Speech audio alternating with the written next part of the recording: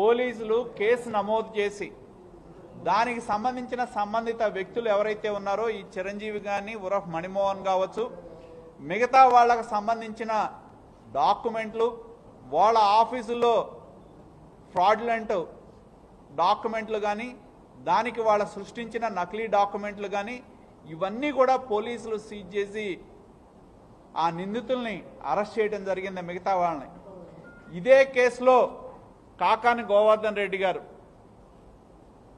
ఇవాళ మంత్రిగా ఉన్న వ్యక్తి, సుప్రీంకోర్టు వరకు కూడా వెళ్ళి బెయిల్ తీసుకొని బెయిల్ మీద ఉన్న వ్యక్తి. అలాగే మనం ఈ ప్రభుత్వం వచ్చిన తర్వాత మనం చూసాం, ఈ ప్రభుత్వం వచ్చిన తర్వాత ఎవరైతే వైకాపాలో రకరకాల కేసుల్లో నిందితులు ఎవరైతే ఉన్నారో వాళ్ళ మీద కేసులు ఎత్తివేసే విధంగా కాకాని గోవర్ధన్ రెడ్డి గారి మీద కేసు ఎత్తివేస్తూ ప్రభుత్వం ప్రత్యేకమైన జీవోనిచ్చింది. సుప్రీంకోర్టు ఆదేశాల మేరకు ప్రజాప్రతినిధుల మీద ఉన్న కేసులు త్వరితగతిన విచారించాలి అని చెప్పి సుప్రీంకోర్టు ఆదేశాలు ఏవైతే వచ్చినాయో దాని మేరకు మొన్న విజయవాడలో స్పెషల్ కోర్టులో ఏదైతే ప్రభుత్వం కేసు విత్డ్రా చేస్తూ ఇచ్చిన జీవో ఏదైతే ఉందో ఆ జీవోని స్పెషల్ కోర్టు నిరాకరించడం జరిగిందనేది గుర్తుంచుకోవాలని చెప్పి నేను తెలియజేస్తా ఉన్నా. ఎందుకంటే ఏదైతే ప్రభుత్వం కాకాని గోవర్ధన్ రెడ్డి గారి మీద ఉన్న కేసులు ఎత్తివేస్తూ ఇచ్చిన జీవోని కోర్టు నిరాకరించిన నేపథ్యంలో ఇవాళ ఈ అరాచక పర్వానికి తెరదీయటం జరిగిందనేది గుర్తుంచుకోవాలని చెప్పి నేను తెలియజేస్తా ఉన్నా.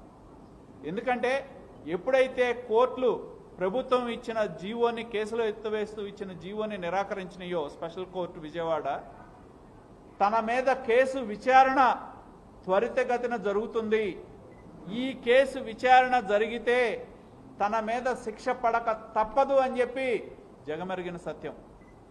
దానిలో భాగంగానే ఇవాళ నెల్లూరులో ఉన్న కోర్టు చోరీ ఉదంతం అని చెప్పి, సాక్ష్యాలు చోరీ ఉదంతం అని చెప్పి కూడా నేను తెలియజేస్తా ఉన్నా. ఎందుకంటే ఎవరైనా ఒక సామాన్యుడు ఎక్కడికి వెళ్తారు? న్యాయం కోసం న్యాయస్థానాలకు వెళ్తారు. ఆ న్యాయస్థానంలోనే చోరీ జరిగిందంటే ఇవాళ న్యాయ వ్యవస్థ ఆలోచించాల్సిన అవసరం ఉందని చెప్పి నేను తెలియజేస్తా ఉన్నా. ఎందుకంటే చాలా అనుమానాలు ఉన్నాయి దీనిలో.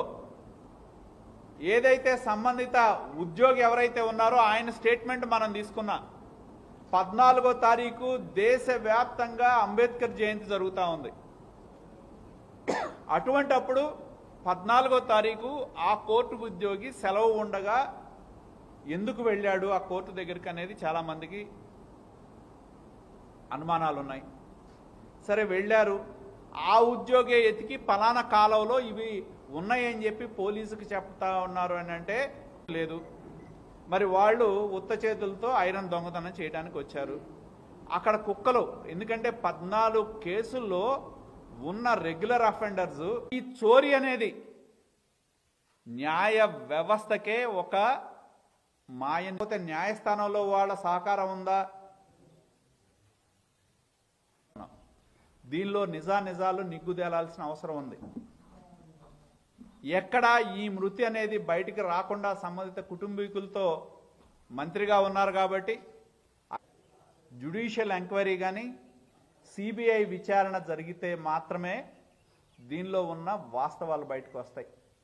నెల్లూరు కోర్టులో చోరీ కావచ్చు, లేదా ఐజేఎం విల్లాలో మృతి కావచ్చు, దానికి దీనికి సంబంధం ఉందా లేదా ఏంటి, ఈ వాస్తవాలన్నీ కూడా రావాలి అంటే న్యాయ వ్యవస్థ మీద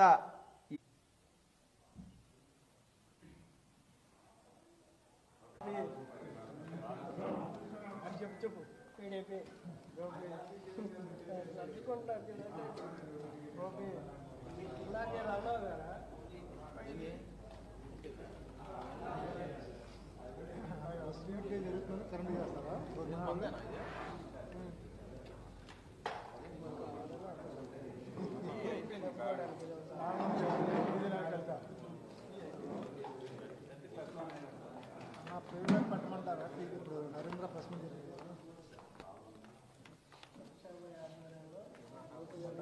మొత్తం పట్టమంటారా?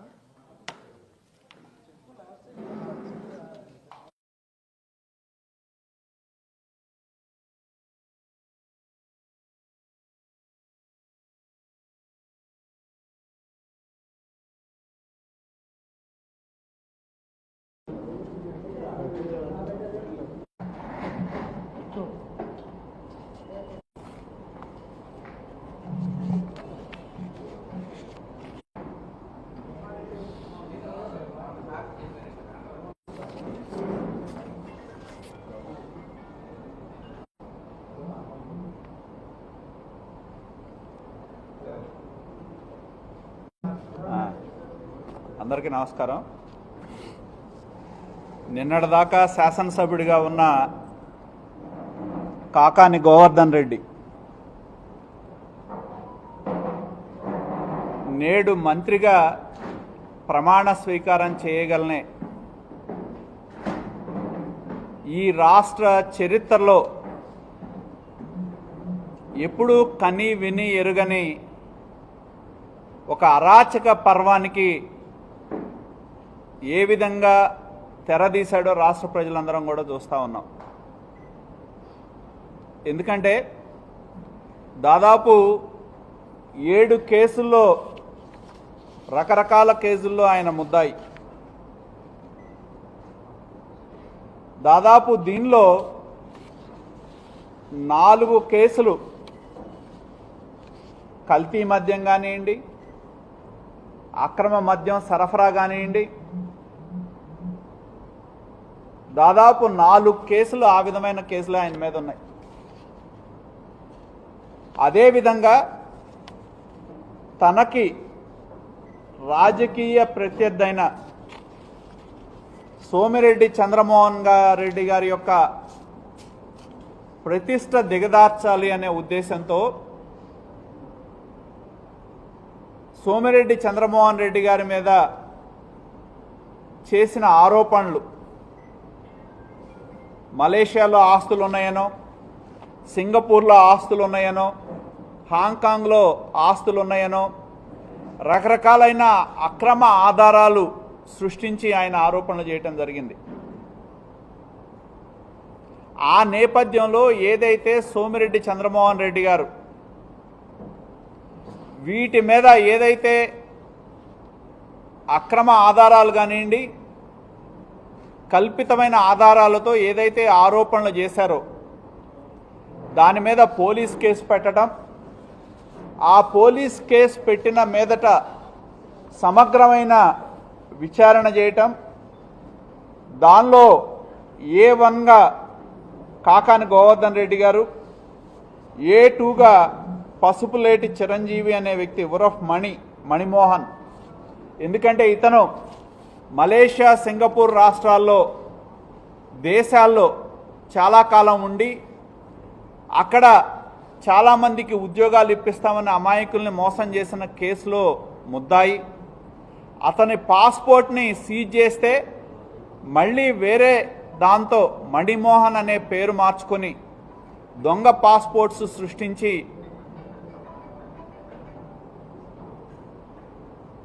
ఇతర దేశాలు వెళ్ళొచ్చి ఎన్నో అక్రమ కేసుల్లో ఉన్న ముద్దాయి చిరంజీవి ఉరఫ్ మణిమోహన్, అలాగే టి వెంకటకృష్ణ, అలాగే జి హరిహరన్ సన్నావ్ గోవిందరాజులు, వీళ్ళందరినీ కూడా ప్రధానమైన ముద్దాయిలుగా కేసు రిజిస్టర్ చేసిన సంగతి అందరికీ తెలిసిందే.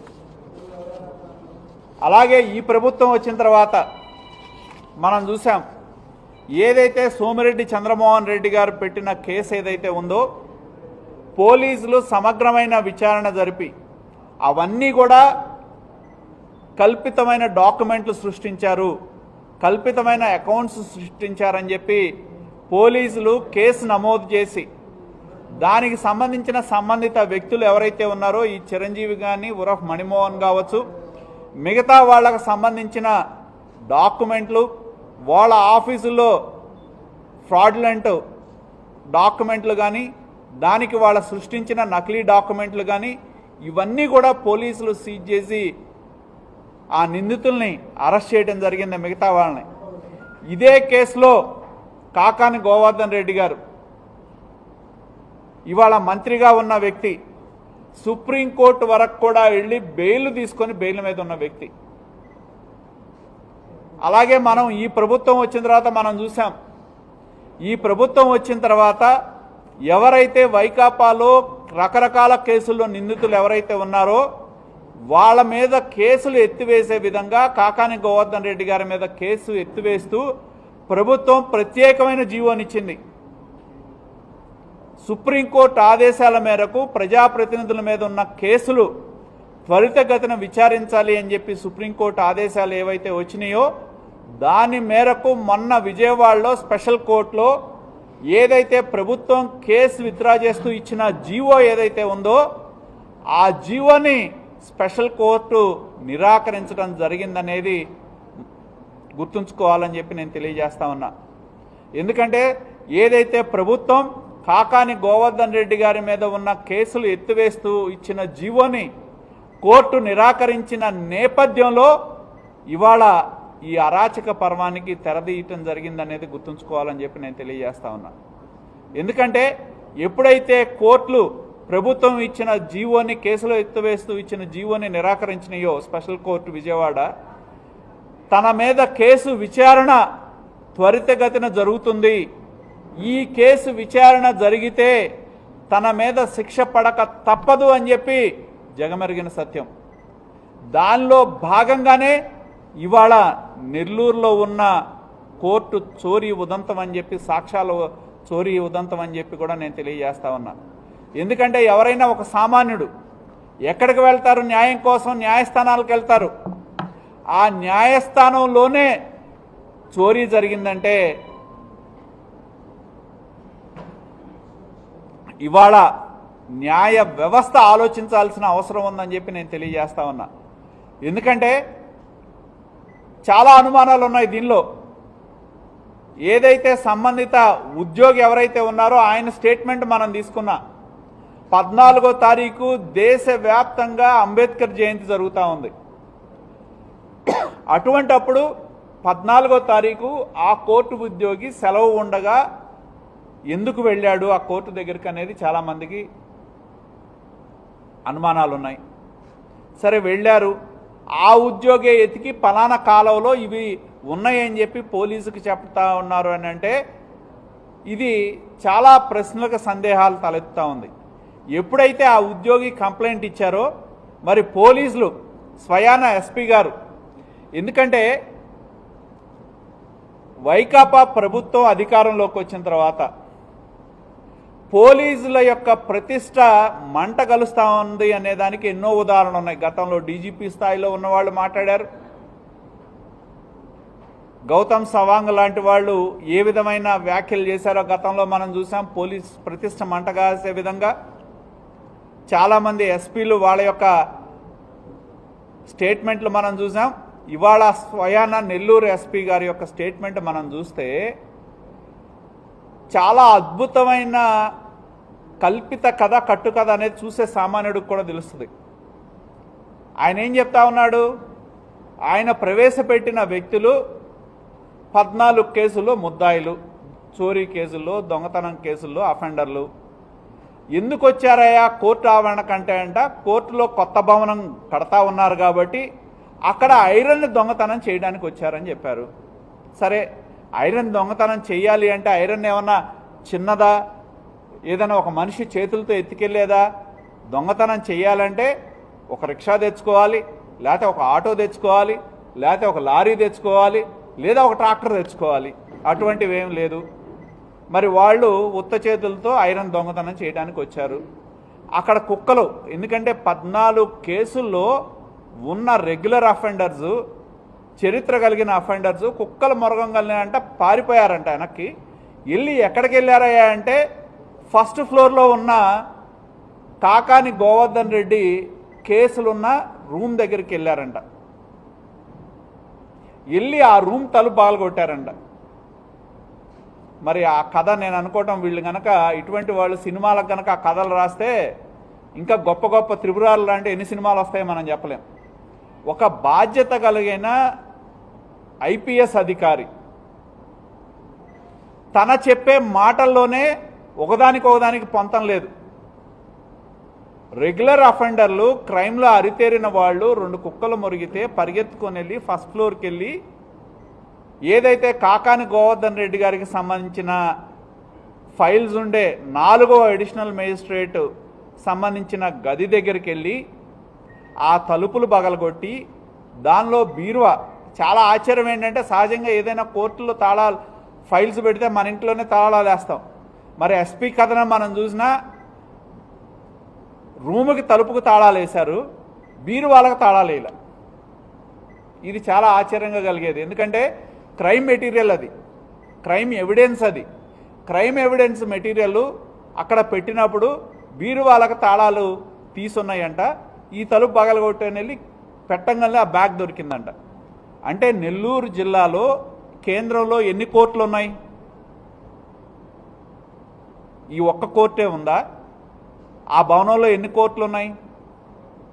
దానిలో ఎన్ని వేల కేసులకు సంబంధించిన ఫైల్స్ ఉన్నాయి, ప్రాపర్టీస్ ఉన్నాయి.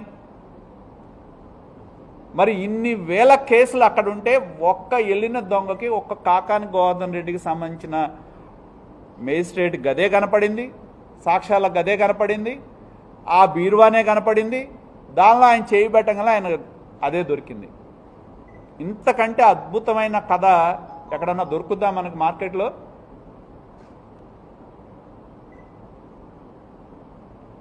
అంటే ఒక ఉన్నత స్థాయి అధికారి, ఒక ఐపీఎస్ అధికారి ఈ మాటలు చెప్తా ఉన్నారు అంటే పోలీస్ ప్రతిష్ట మంట కలిసిందనేది అర్థమవుతా ఉంది. ఎందుకంటే ఈ కేసు కొనసాగితే ఖచ్చితంగా కాకాని గోవర్ధన్ రెడ్డికి జైలు శిక్ష పట్టడం ఖాయం. మరి అటువంటి పరిస్థితుల్లో కేవలం తను మంత్రి అయిన తర్వాత మంత్రిగా శిక్ష పడుతుందనేది తనకు తెలుసు కాబట్టి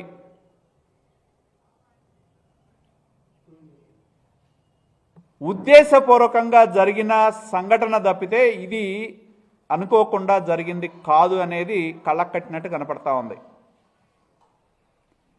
ఇవాళ ఈ చోరీ అనేది న్యాయ వ్యవస్థకే ఒక మాయని మచ్చ అనేది మేము తెలియజేస్తా ఉన్నాం.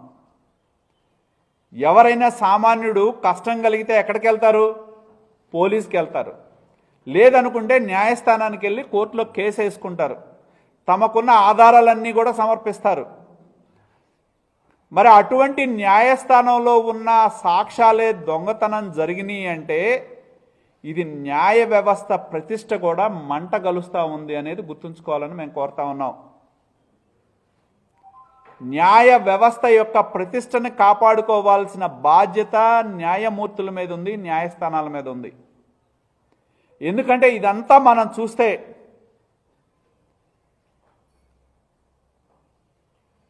ఇది ప్రభుత్వంలో ఉన్న వ్యక్తులు, అలాగే రకరకాల వ్యక్తుల యొక్క ప్రమేయం లేనిదే ఈ చోరీ సాధ్యపడదు అనేది మనందరికీ తెలిసిందే.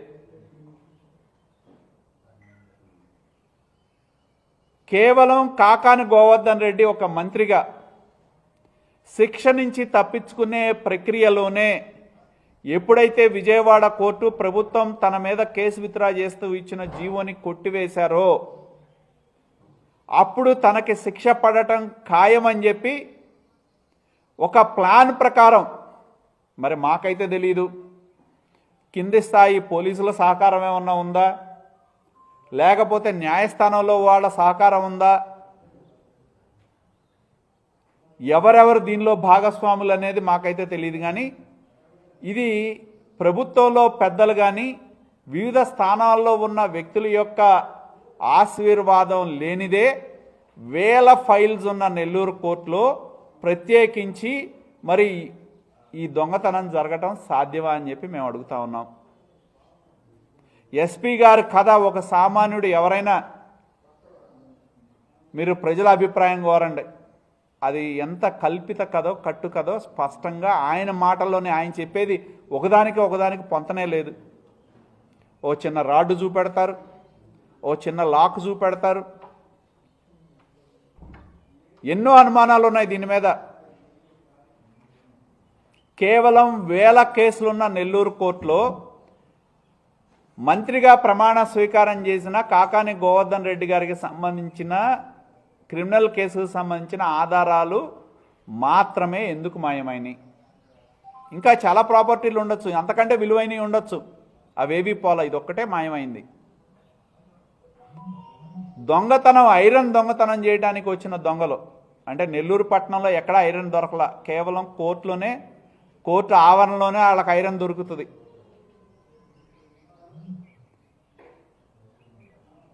ఆ ఐరన్ దొంగలు వెళ్ళి కుక్కలు మొరుగుని అని చెప్పి పైకి వెళ్ళి తాళాలు పగలగొట్టి కేవలం కాకాని గోవర్ధన్ రెడ్డి గారికి సంబంధించినవి మాత్రమే తీశారు అని చెప్పి ఒక ఉన్నత పోలీసు అధికారి చెప్తా ఉన్నారు. అంటే వాళ్ళ మాటలు మనం చూసినా ఒకదానికి పొంతనే లేదు.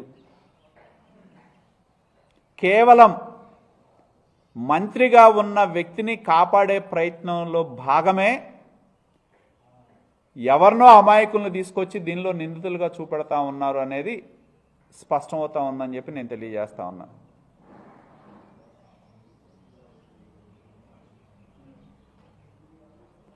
ఎందుకంటే ఆయన చరిత్ర మనం చూసినా, ఇంతకుముందు చాలా కేసులు చూసాం. మద్యం కేసులో అప్పు అనే వ్యక్తి జైల్లో చనిపోయాడు. వాళ్ళందరూ రకరకాల కేసుల్లో చరిత్ర కలిగిన వ్యక్తులే, నేర చరిత్ర కలిగిన వాళ్ళు, నేర నేపథ్యం కలిగిన వాళ్ళు. ఇవాళ ఇదే కేసులో మణిమోహన్ చూసిన దొంగ పాస్పోర్ట్లతో సృష్టించుకోవటం, రకరకాల పేర్లతో పాస్పోర్ట్లు తీసుకోవటం, బయట దేశాలకు వెళ్ళటం, ఎన్నో కేసులు అతని మీద ఉన్నాయి.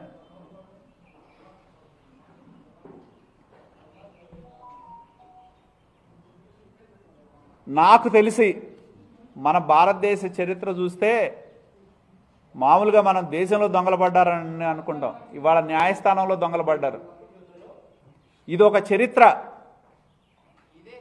న్యాయస్థానంలో దొంగ మన ఆంధ్రప్రదేశ్కి ఇప్పుడు చాలా ప్రియారిటీ ఎన్నిట్లో ఉన్నామంటే అక్రమ కేసుల్లో ఉంటాం, అక్రమ మద్యంలో ఉంటాం, లేకపోతే వీటన్నిటిలో మనం అన్ని ఏవన్లో ఉంటాం.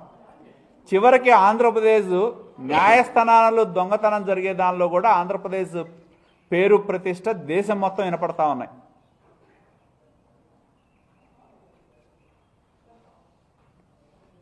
కాబట్టి మేము డిమాండ్ చేసేది ఒకటే, ఇవాళ న్యాయమూర్తులు ఆలోచించాల్సిన అవసరం ఉంది. ఎందుకంటే ఈ రాష్ట్రంలో ఒక మంత్రిగా ఉన్న వ్యక్తికి సంబంధించిన ఆధారాలు చోరీ అయిని న్యాయస్థానంలో కస్టడీలో ఉండగా ఇది న్యాయస్థానానికి ఒక మచ్చ లాంటిది, ఒక అప్రతిష్ట. న్యాయస్థానం యొక్క పరువు ప్రతిష్టని కాపాడుకోవాల్సిన బాధ్యత న్యాయస్థానం మీద ఉంది, న్యాయమూర్తుల మీద ఉంది. కాబట్టి మేము డిమాండ్ చేసేది ఒకటే. అలాగే ఇంకొకటి, మరి నిన్న మొన్న చూసాం ఇంకొక సెన్సేషన్, షేక్ మహమ్మద్ అనే వ్యక్తి కాకాని గోవర్ధన్ రెడ్డి ఇంట్లో ఏదైతే సంబంధించిన వస్తువులు కోర్టులో చోరీ అయినాయో దాదాపు అదే సమయంలో షేక్ మహమ్మద్ అనే వ్యక్తి ఆయన ఇంట్లో చనిపోయాడు, ఆయనకు సంబంధించిన ఐజేఎం విల్లాలో. దాని మీద మాకున్న సమాచారం ప్రకారం ఆయన సంబంధించిన వాళ్ళు, ఆయన బంధువులు కంప్లైంట్ ఇవ్వటం జరిగింది ఆయన మృతి మీద. చాలా అనుమానాలు ఉన్నాయి ఆ కుర్రాడికి సంబంధించిన మృతి మీద. ఖచ్చితంగా దీనికి ఏదైతే చోరీ జరిగిందో, న్యాయస్థానంలో చోరీ జరిగిందో, దానికి షేక్ మహమ్మద్ అనే వ్యక్తి ఎవరైతే ఏసీ మెకానిక్ ఉన్నారో ఉన్న సంబంధం ఏంటో తేల్చాల్సిన అవసరం ఉందని చెప్పి మేము డిమాండ్ చేస్తూ ఉన్నాం. ఎక్కడ కేసు బయటికి రాకుండా, మరి రకరకాల వార్తలు ఉన్నాయి, అతని మీద ఒంటి మీద దెబ్బలు ఉన్నాయనో, కనపడని గాయాలు ఉన్నాయనో, రకరకాలైన కథనాలు ప్రచారంగా ఉన్న నేపథ్యంలో చోరీ కేసుకి ఇతని మృతికి అనుమానాస్పృతికి ఉన్న సంబంధం ఏంటని చెప్పి మేము ప్రశ్నిస్తూ ఉన్నాం. దీనిలో నిజాలు నిగ్గుదేలాల్సిన అవసరం ఉంది. ఎక్కడ ఈ మృతి అనేది బయటికి రాకుండా సంబంధిత కుటుంబీకులతో మంత్రిగా ఉన్నారు కాబట్టి, అధికారం ఉంది కాబట్టి అనధికారికంగా మాట్లాడుకొని సెటిల్ చేసుకున్నారనేది బయట వినపడతా ఉంది.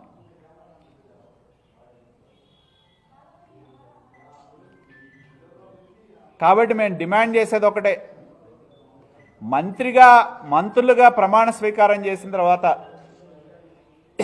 రాష్ట్రానికి వాళ్ళు చేసే మంచి సంగతి దేవుడెరుగు, కానీ అడుగు పెట్టి పెట్టగానే ఒక అరాచక పర్వానికి, అనుమానాస్పద మృతుడికి కారణభూతులయ్యారు కాకాని గోవర్ధన్ రెడ్డి అనే దానిలో సందేహం లేదు. అధికారం అనేది తమను తాము కాపాడుకోవడానికి చివరికి దొంగతనాలు కూడా చేయించే స్థాయికి వచ్చారు అంటే మనం ఆంధ్రప్రదేశ్ ప్రజలు ఆలోచించుకోవాల్సిన అవసరం ఉంది. కాబట్టి ఇవాళ న్యాయస్థానం యొక్క ప్రతిష్ట కాపాడుకోవాల్సిన బాధ్యత న్యాయ వ్యవస్థ మీద, న్యాయమూర్తుల మీద ఉందని చెప్పి మేము కోరుతా ఉన్నాం. ఈ మచ్చ పోవాలి అంటే సువోమోటోగా న్యాయమూర్తులే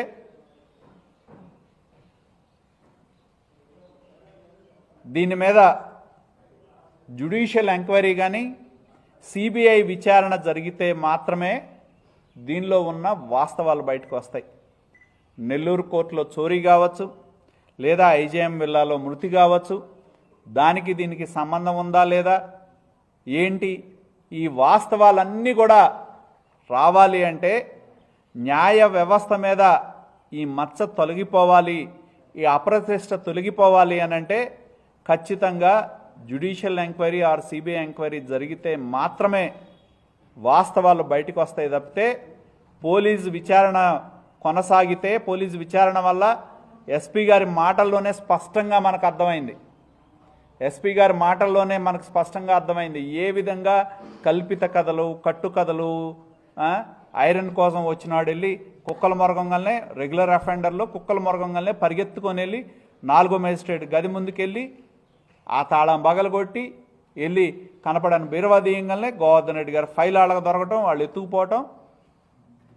ఐరన్ దొంగతనం కోసం వచ్చినాడు, బీరువాలు బగలగొట్టాల్సిన అవసరం ఏంటి, కోర్టు తాళాలు బగలగొట్టాల్సిన అవసరం ఏంటి, ఇంతకంటే విలువైనవి ఎక్కడన్నా దొరికితే పర్లేదు.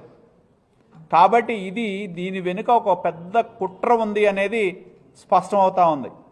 ఈ కుట్రలో ఎవరెవరు భాగస్వాములు, స్థానికంగా ఉండే కొంతమంది పోలీసు అధికారుల సహకారం ఉందా, లేకపోతే పలానా గదిలో గోవర్ధన్ రెడ్డి గారు, మన కాకాని గోవర్ధన్ రెడ్డి గారికి సంబంధించినవి ఉన్నాయంటే న్యాయస్థానంలో వాళ్ళు పనిచేసిన వాళ్ళ పాత్ర ఏమన్నా ఉందా, లేకపోతే ఇతర వ్యక్తుల పాత్ర ఉందా, ఇవన్నీ తేలాలి అంటే న్యాయస్థానం ఆధ్వర్యంలోనే జ్యుడిషియల్ విచారణ, సిబిఐ విచారణ జరిగితే కానీ వాస్తవాలు బయటికి రావని చెప్పి మేము తెలియజేస్తా ఉన్నాం.